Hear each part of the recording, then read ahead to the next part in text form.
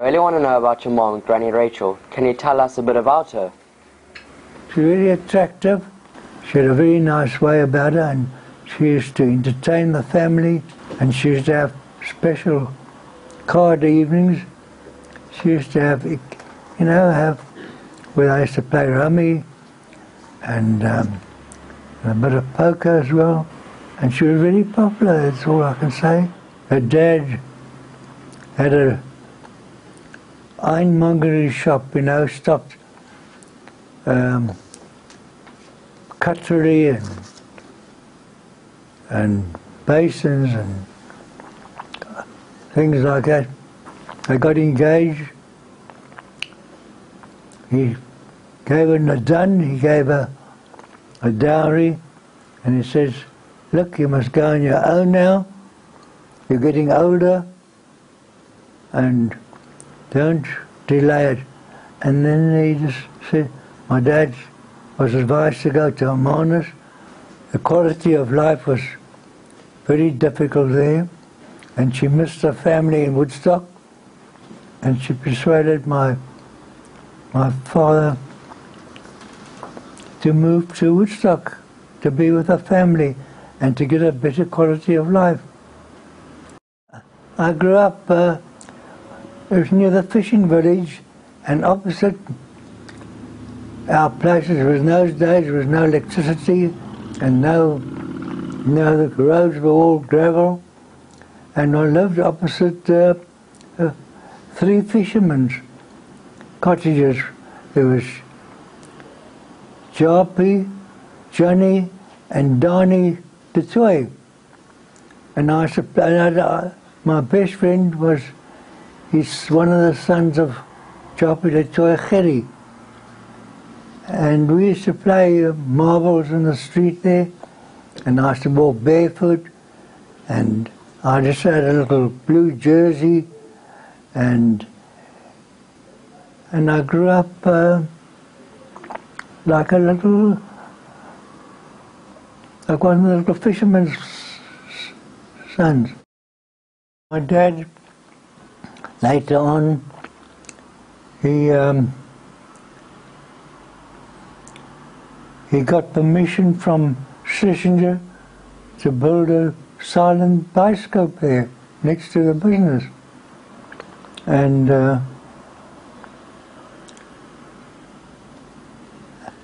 I remember the silent pictures was Tom Mix and Hoxie and these people, and the fishermen used to come from all over in the weekends to watch the bioscope. And I used to sit next to they had a pinola there with these recordings on no silent. I used to sit there and just sit and watch the picture. But later on, the bioscope was used for, they had the Untitled, the services there. And there was, I know there was, we had a meaning, there was the silks, there was 12 of them. There was 9 male and 3, and there was the Sifrins. They had also a general dealer, and there was the Melnicks. And they also were in the fishing game and produce. And there was the Joffies from Horston and the Friedmans, and they had a minion there. And the Reverend Muskonski used to take the services.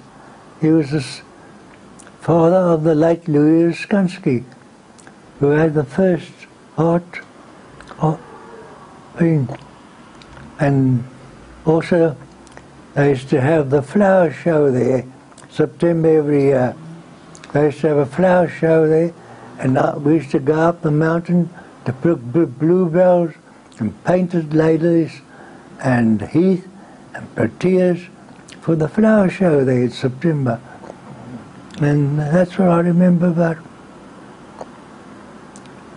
And I know I wasn't, they had to carry me to school.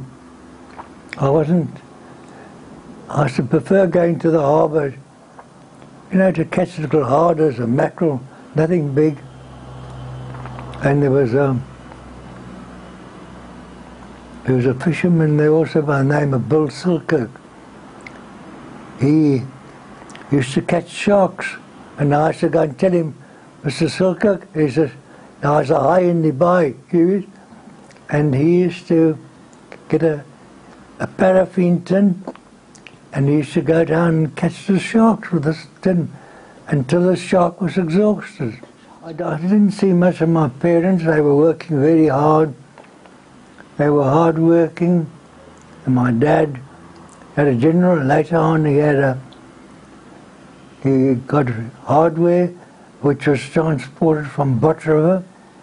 Bot River had no railway connection with hermanus because William Hoy, he was the Minister of Railways, and he says he was very fond of fishing.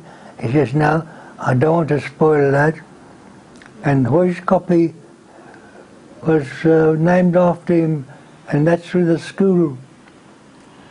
They had a school there, and I remember my dad bringing hardware from Bot River to hermanus with the ox wagon.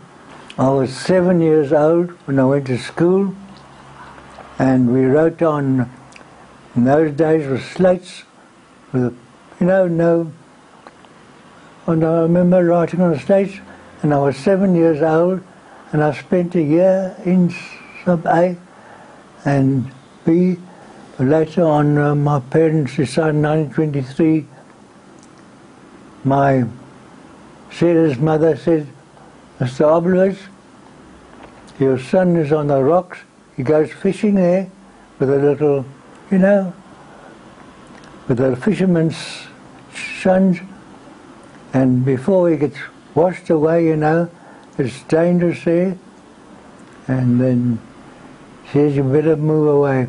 And in 1920, ended 1923, my parents moved to Cape Town.